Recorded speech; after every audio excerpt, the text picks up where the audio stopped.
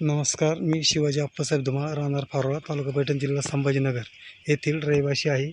आणि मी मागील 3 वर्षापासून शून्य मशागत म्हणजे एस आर टी पद्धतीने शेती करत आहे. आणि मी मागील 3 वर्षापासून बेड मोडलेले नाही. हे बेड तसेच ठेवलेले आहे.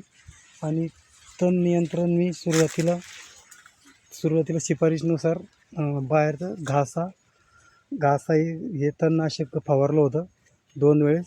आणि तिसऱ्या वेळेस नंतर मी सरकी कमरेची वरती केल्याच्या नंतर ग्लायफोसेट 1 वेळेस मारलं. तर तण नियंत्रण पण झालं आणि वखरणीची पाळीची मेहनत नाही, खुरपणी नाही, काही नाही.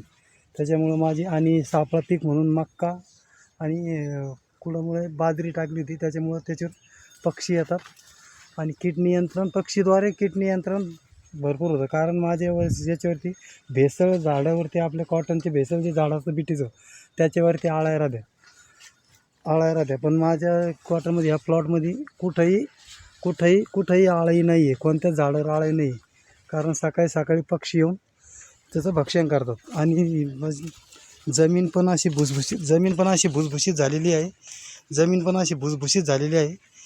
सशक्त झालेली आहे. आणि गांडूळ पण प्रमाण वाढलेलं आहे. आणि सेंद्रिय गर्भ पण खेतीबाडीवाले घेऊन गेले तर सेंद्रिय गर्भ पण माझ्या जमिनीचं वाढलेलं आहे.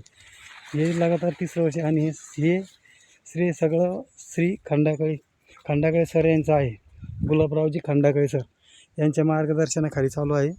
आता हे सलग 3रं वर्ष आहे माझं. बेड मोडलेलं नाही आहे, त्याच बेडवरती केलं आहे. आणि हे तणनाशक मारून तण नियंत्रण केलेलं आहे.